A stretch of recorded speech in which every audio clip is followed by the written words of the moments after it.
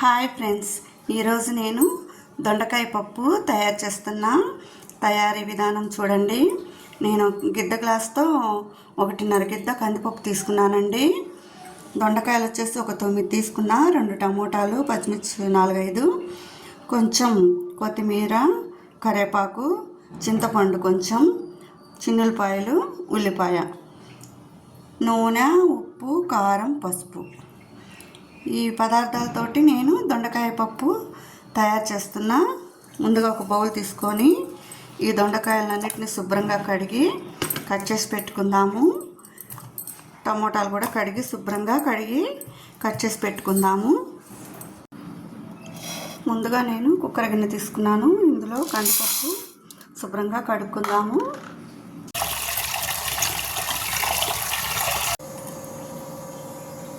శుభ్రంగా కడిగి ఉంచాను కదా, 2 గ్లాసులు వాటర్ పోద్దాము. కుక్కర్లో కాబట్టి నానాల్సిన అవసరం లేదు. 10 నిమిషాలు వెళ్తే తొందరగా కుక్ అయిపోతుంది. ఇలా వాటర్ మునిగింది కదా, ఇందులో వచ్చేసి మనము దొండకాయల ముక్కలు కట్ చేసి పెట్టాను, ఇవి వేసేద్దాము. కొన్ని ఉల్లిపాయ ముక్కలు వేస్తున్నా, టమోటా ముక్కలు కూడా వేసాను,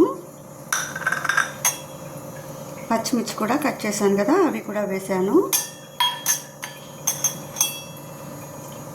చిన్నులపాయలు 4 ఒలిసినవి ఇందులో వేస్తున్నా. కారం ఎక్కువ పట్టదండి, ఎందుకంటే గిద్దనరే కాబట్టి కొంచెం. ఆల్రెడీ పచ్చిమిర్చి వేసాం కదా మనకు. పసుపు కొంచెం. ఇప్పుడు 5 విజిల్స్ వచ్చేంత వరకు కుక్కర్ పెడదాము.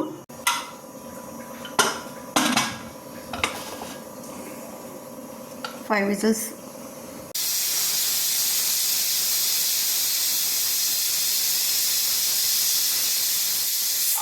ఐదు విజిల్స్ వచ్చేసాయి.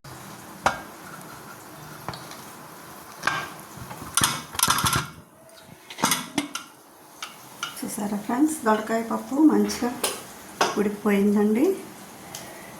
ఇప్పుడు ఎనిపేద్దాము. ఈలోపు ఆయిల్ వేడెక్కేలా గిన్నె పెట్టి ఆయిల్ వేడెక్కిస్తాను. 1 గంట నూనె పడుతుందండి. ఇప్పుడు ఈ పప్పు వచ్చేసి కల్లుప్పు యాడ్ చేస్తున్నాము. కల్లుప్పు అయితేనే మంచిగా ఉప్పు సరిపోతుంది. చూసారా, ఇలా గంటతోనే ఎనిపేయచ్చు. పప్పు గుత్త అవసరం లేదు. కుక్కర్ అయితే త్వరగా మెదిగిపోతుంది కదా. చూసారా, ఈ విధంగానే ఎనుకోవచ్చు. ఉప్పు వేసాను, కారం, పసుపు అన్నీ వేసేసాను కదా. ఇప్పుడు వచ్చేసి చింతపండు పులుసుని యాడ్ చేద్దాము. చూడండి, ఇది నానబెట్టి శుభ్రంగా గుజ్జు తీసేసాను. ఇది తాళింపు వేసుకోవటానికి దొండకాయ పప్పు ఎనిపేసానండి. నీట్గా ఉంది కదా, టేస్టీగా బాగుంటుందండి. ఒకసారి మీరు కూడా ట్రై చేయండి. తాళింపు వేద్దాము. తాళింపు గింజలు, ఎండుమిర్చి వేసాను.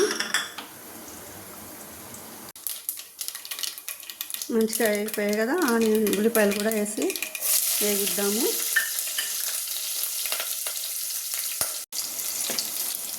వేగిపోతుందండి. ఇప్పుడు వచ్చేసి చిన్నులపాయలను కొంచెం కట్ చేసి యాడ్ చేద్దాము.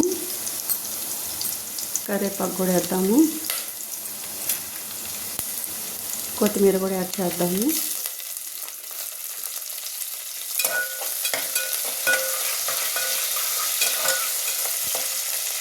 ఓకే అండి, తాలింపు రెడీ అయిపోయింది.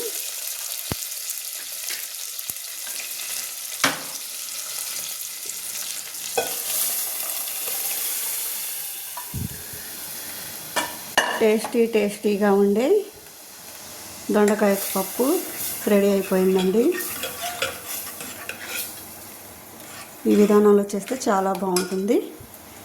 రెడీ. చూసారా ఇలా తుక్క ఉడికితే పప్పు రెడీ అయిపోయినట్టే. ఇక స్టవ్ ఆపేద్దాము.